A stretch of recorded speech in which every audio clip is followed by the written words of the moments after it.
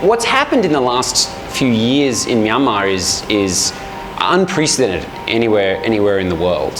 Certainly the speed at which what has happened is unprecedented. So a few years ago, the previous Myanmar administration opened up the telecommunications market, and they allowed two international telcos to come in and have licenses to operate, and that was Telenor and Ooredoo. And what happened literally overnight was that the price of a SIM card fell from sort of $250 down to $1.50. And this incredible pent-up demand that there had been amongst the population to be able to have a phone that worked and to be able to access data on that phone, that demand began to be met. In the space of less than 2 years, Myanmar has gone from having just a few million people with access to mobiles and the internet to the telcos are now reporting more than 45 million active SIM cards in the market. So, some people have, more than one SIM card. Some people have more than 2 SIM cards. But our best guess is that the penetration rate is now well over 50%. 5 years ago, before I left Singapore, I didn't own a smartphone. I didn't even own a GSM, like a feature phone. The reason for that is, I'm sure you've read it in many news, the main reason for that is SIM cards usually cost more than $2,000 or $3,000 on every individual SIM card, right? So not many people have access to mobile phones. If you have access to it, you're either rich or you're well connected. And when I came back, I started seeing things because there were influx of telcos coming in. So the prices of SIM cards generally dropped to $1.50 right now. Right now, everyone can afford to buy a SIM card. And just timed nicely, the Chinese smartphones are rising, right? So essentially, the Chinese smartphones become really cheap. So together with the lower cost of SIM cards, now everybody can actually afford a smartphone. And that has an impact on our ability to that kind of forces us to leapfrog the whole desktop era.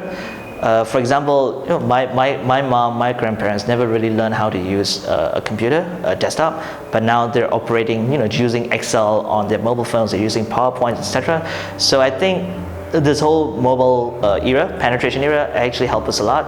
In fact, right now, having like 50,000 people who has access to internet in the last 4 years, right now we have 50% of the whole country having access to the internet. So that's a huge difference. And with that comes with communication efficiencies. Now I can pick up the phone and talk to anyone that I want in any parts of the world, any parts of the country. Before that, when I was studying in Singapore, I couldn't really talk to my parents for I only talked for twice a month, because they had to travel to this particular internet cafe at a particular area because they are the only ones with proper internet connection and proper connectivity.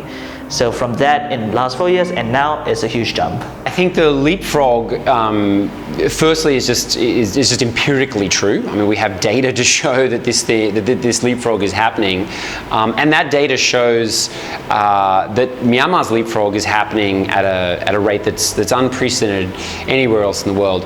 I think that before Myanmar had its connectivity revolution, the best examples of countries going from sort of single-digit percentages of people with access to mobile and internet were probably Vietnam and I think probably Vietnam in this region, and I believe they did it in 5 years. They went from sort of 3 or 5% to 75% of the population having access to mobiles and the internet in 5 years. So Myanmar's doing it much, much faster than that, and it's doing it at a time when the cost of smartphones has fallen to such a degree that even in a country that's relatively poor like Myanmar, smartphones are affordable for a lot of people. If you talk to anyone, layman on the street, you ask them what is internet? It's Facebook.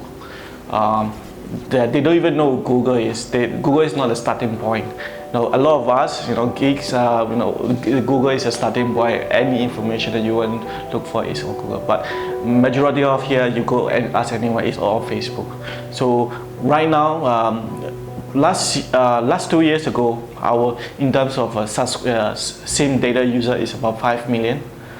Now it has grown to 50 million users base. So that means everyone is on the smartphone, and they're using data fairly a lot, and they consume a lot of these days. The whole the consumption of media, the consumption of news, the consumption of information has actually evolved. Myanmar is still really nascent. I would say it's new. It was new 2 years ago, but still new now. Although there are a couple of things that's propped up, namely, a good internet, or reasonably good internet is, available now, and that fuels all the, information uptake, digital content which are consumed by the population, right? In terms of that, it's great. But as a startup, all other things that you might need as a startup, we are still lacking, especially on funding. And we have a pretty decent community who work together, help each other out. But in terms of funding, corporate structure, that's still lacking. And with places like Pandiyar, we have very accessible office space now, which is a good thing. So compared to the others, like say Malaysia, Singapore, where they have a lot of components which we are missing, we're still lagging. But we've made quite a few progress within the last 2 years or 3 years. So the main challenge will be competition from abroad. So if we wanted to do a social network or social media startup here, you'll be fighting against Facebook, and the government here is not going to be a protectionist government where we really open to all, and that will be quite a challenge for any startups who want to do something similar to overseas market.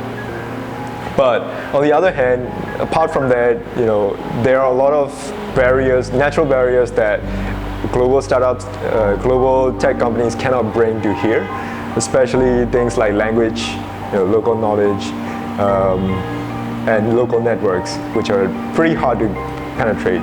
Even after living here, coming back here from overseas for 2 years, I still, have to spend a lot of energy to penetrate the local network where you can close a business deal pretty well. Yeah. As I said, it's very early days for this connectivity revolution in Myanmar. It's sort of barely 2 years old, and there's a lot of really encouraging things. So what we've seen is people do this leapfrog straight to smartphones. So the telecommunications companies here are reporting, all of them are reporting that a majority of their users are using smartphones. And not only are they using smartphones, they're using data. And they're using much more data than I think the telcos predicted they would. Now, naturally, the sort of first things that people start using here are Viber, the messaging app, and Facebook. So Viber at the end of 2015 had 18 million active users, and Facebook today has maybe 10 or 12 million active users in Myanmar. And so because of network effects and lots of good reasons, when you get your phone and you start using data, you want to be connected to the things that other people are using, and so it's natural that at the moment they're the two kind of communication platforms that people are using. But I think that community is going to go beyond some of these platforms. It's just a matter of time, and it's a matter of those products and services that are going to be special to Myanmar being developed. And I say this having travelled around the region and seeing what other ecosystems in the region have come up with. And so, yes, it's true when you look at you know, when you look at Indonesia or when you look at Thailand or even Vietnam, it is true that, you know, some of the big US, you know, tech giants have, you know, got quite a lot of traction for their products. But it's also true in all of those markets and others that there have been, you know, locally sort of homegrown products and services that you take advantage of the fact that local entrepreneurs really understand the market and what's needed, and then they can go out and solve very specific problems. And so that's what we're hoping is going to happen in Myanmar, and that's what we're trying to encourage through our programs, is people to develop things that really work for this market. If a few of us or one or two get successful, they will definitely become a role model for next generation of inspiring startup or next batch of inspiring startup. And I think that will also create investment.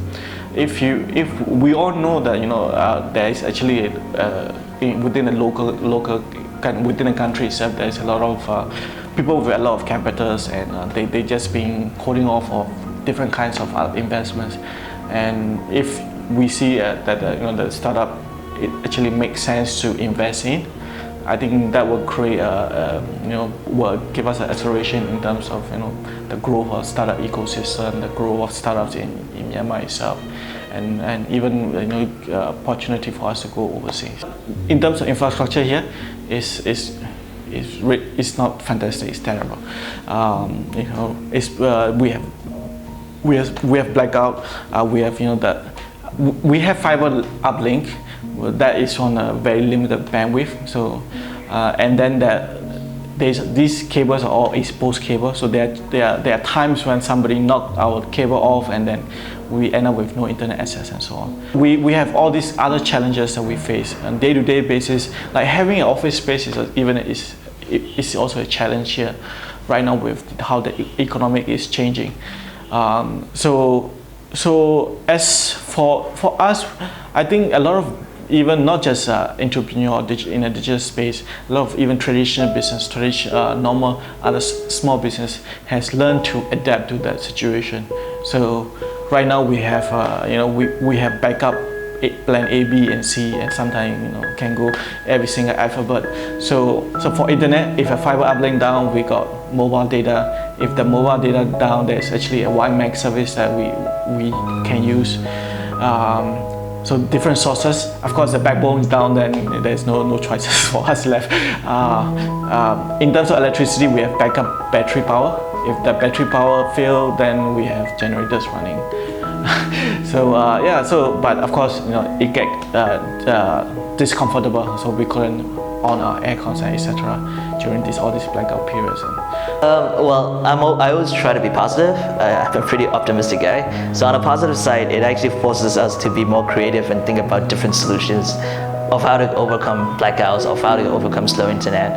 On the other hand, we just spend, it's always a time because simple things like, you know, sending emails, etc. Now we really cannot do it because sometimes when the blackout happens, all of the mobile towers are down, so we get no signal. So things like that are really, really challenging, and especially for us, we work with a lot of international clients, and, you know, you cannot really tell an international client that, you know, we have a blackout, so I can't send you stuff, I can't deliver, right? So at once I actually had to travel around the town to actually find a place with internet, which is a hotel, and then I had to sit there for an hour or two just to finish my work and to deliver stuff to a client. I think that was he was in America. So, you know, people in developed countries would never be able to understand this kind of situations that are happening in countries like Myanmar. But, you know, it actually helped us to, you know, think of creative ways, think of, once again, being scrappy. So if you look at it, that, you know, the app stores, Google Apps, Play Store, and app stores has a very limited accessibility here. We can only download free apps and things like that. And a lot of the locals here, they don't know how to use that functionality. They may be using a smartphone, but they don't have an email account, right? They don't know what is email account at all. So how do you download those apps? So that's actually quite unique in the sense that in other developed countries, and telco dictate what apps get installed into the devices and so on. Here, it's not the telco. is actually the mobile phone shops. So the mobile phone shop is actually enabling a lot of locals to get in their content, their apps, and even fixing some of the problems that they face along the way. So when you buy a brand new, open a package for a new phone, you will realize that you actually have additional apps inside your phone, which is not by the telco, but which is by the phone shop. And anytime you need new updates, you can just go to the mobile shops, and then they will do the update or do the installation. And same thing, you need to have your Google accounts top up, recharge.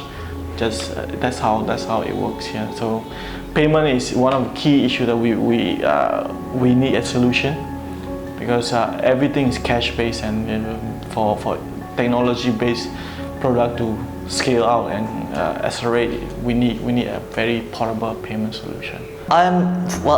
It's actually, I mean, if you live here, well, at least for a year, you will actually see improvements day to day, because I mean, the telcos are doing everything that they can to build new fiber lines, etc.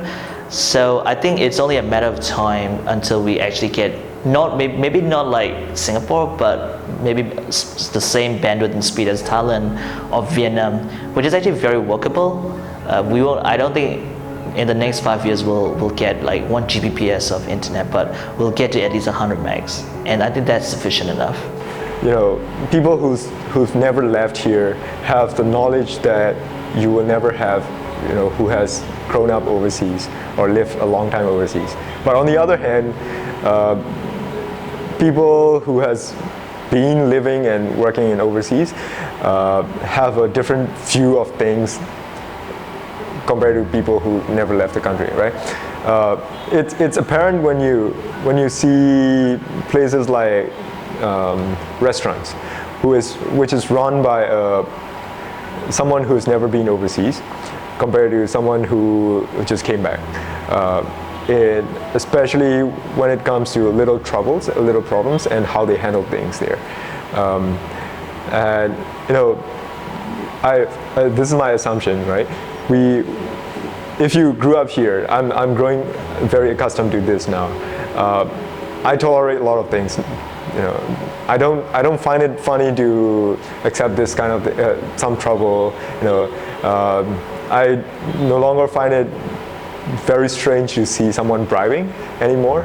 But as someone who just came back, you will see a lot of things that are really odd in their eyes. That adds to the local ecosystem in terms of how they ensure the quality, how they approach things differently.